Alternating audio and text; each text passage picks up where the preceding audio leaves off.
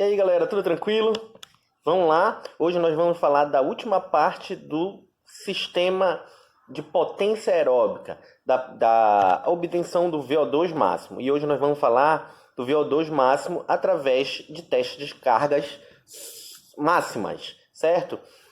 Quem é que pode fazer esse teste? Como são esses testes? Esse teste a gente vai ter que alcançar pelo menos 90% da frequência cardíaca máxima. E segundo o American College, são testes que são bem eficientes em modo direto. Lembra que nós falamos de modo direto e de indireto?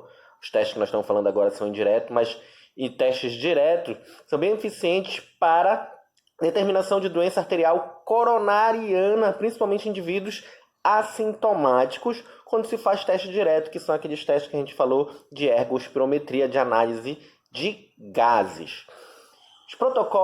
Os protocolos máximos, normalmente, eles são indicados para indivíduos com bom condicionamento físico. Por quê? Porque eles devem continuar até a exaustão voluntária do indivíduo, até ele dizer, papai, não aguento mais. Então, normalmente são esses tipos de casos. Porém, a gente vai ver os testes aqui embaixo, que existem testes para pessoas não treinadas. E a gente vai ver como vão ser as adequações para esse teste.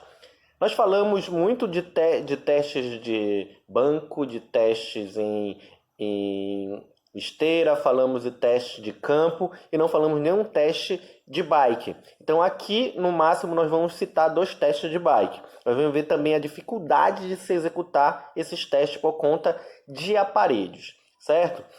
Mas voltando para cá, para o conteúdo, nós temos algumas vantagens e desvantagens em relação a esses testes máximos, certo? Então, algumas vantagens são: a gente consegue diagnosticar doenças coronarianas, né? Indivíduos assintomáticos.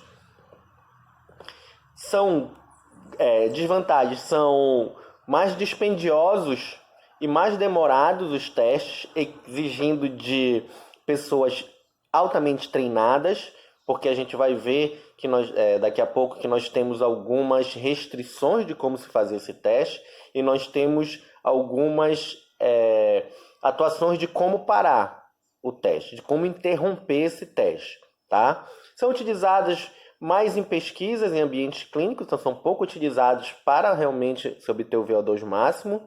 Exige que o participante se exercitem até atingir a exaustão voluntária, ou seja, são poucas as pessoas que conseguem chegar nesse ponto de exaustão. E isso, logicamente, o avaliador tem que estar de olho para os sintomas, para os sinais que tendem à interrupção do teste, tá? Aí nós temos também algumas coisas que são indicativos do American College, tá? Para garantir a segurança do participante. Uma delas é a avaliação do parquet, tá? Outra, nós temos algumas considerações de contraindicação do American College.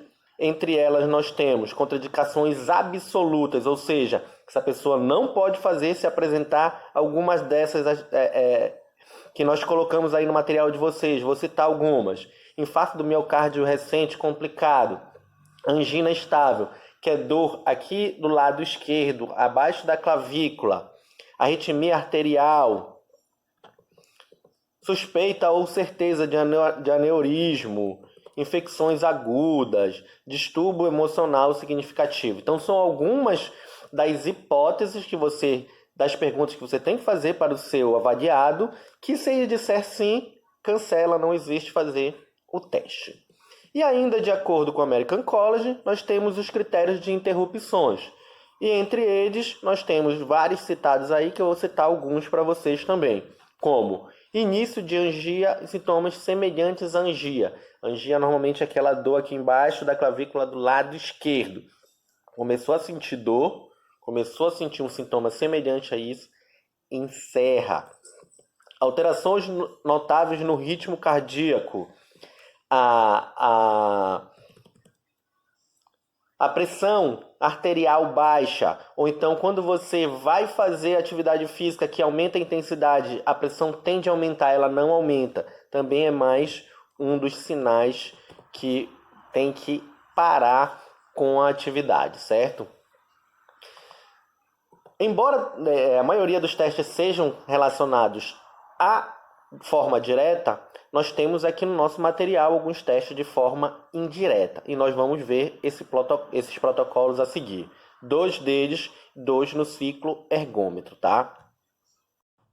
Então nós temos aqui teste com ergômetro de perna, que é a bicicleta. A gente tem um protocolo de técnica de Balke de 1959.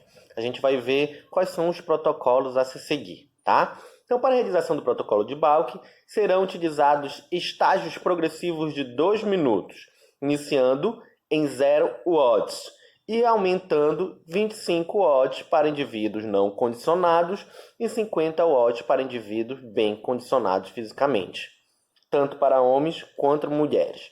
Então, a gente pode ver que esse é um teste em que pode ser trabalhado tanto para indivíduos não condicionados, tanto para indivíduos condicionados, tá? Para a determinação do VO2 máximo é necessária a verificação do peso corporal do avaliado antes da realização do teste, bem como a última carga completada pelo indivíduo. Então, antes de começar o teste, nós vamos aferir o peso, aferir a massa corporal dele, deixa eu anotadazinho, e nós vamos fazer a realização do teste. Então, a gente vai fazer, primeiro, um aquecimento, todo teste precisa de aquecimento, tá? E a cada 2 minutos, desde que se inicia o teste, por exemplo, começou um teste para um avaliado não condicionado, a gente começa com 25 watts. Então, colocou 25 watts, porrada. Pá, pá, pá. Constância lá em cima, no máximo da velocidade possível. E tem que ter também um incentivo desse avaliado, porque senão ele tende a diminuir. Bora, vai, não para, bora, potência, pedala. E a cada 2 minutos, você vai aumentando 25 watts. 2 minutos aumentando 25 watts. Até que ele diga, parei, não dou mais conta, morreu Zé Feni. Cadáveres no pulso. Pegou, fez a somatória, pegou o máximo de watts que ele conseguiu fazer naquele teste. Aí a gente vai jogar na formulazinha. Tá aqui, olha. VO2 máximo, lembrando, teste em ciclo ergômetro, ele é absoluto, ele não é relativo. Aí vai jogar 200 mais, entre parênteses, 12 vezes a carga máxima em watts. Aqui, digamos no exemplo, está 250 watts que a pessoa conseguiu.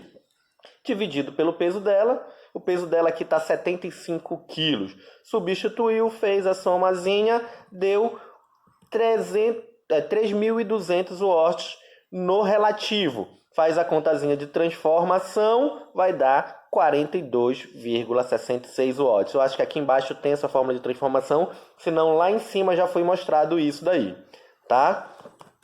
Nós temos aqui o protocolo de Astrand, que ele é bem semelhante, tá? Entretanto, ele tem a duração dos estágios de 3 minutos, tá? E torna esse teste um pouco mais interessante para indivíduos de baixo condicionamento físico.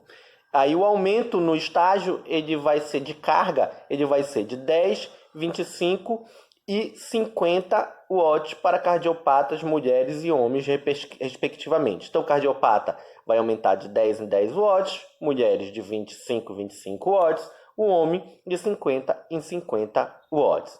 Então, ele fica mais fácil porque você vai manter mais tempo com a mesma carga. Então, a variação de carga ela vai demorar mais para aumentar. E aí joga na formulazinha, tá?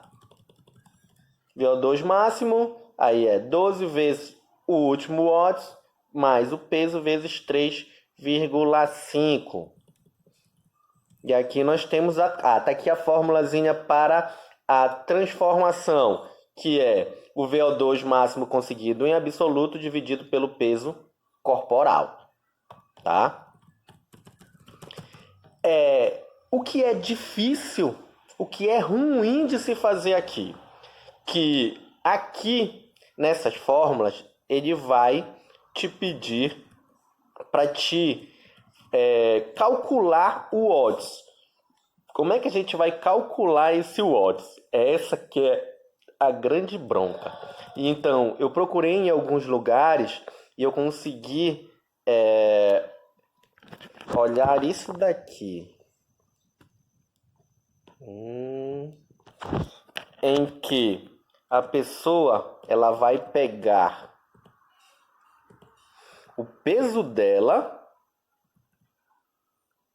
em quilogramas, tá?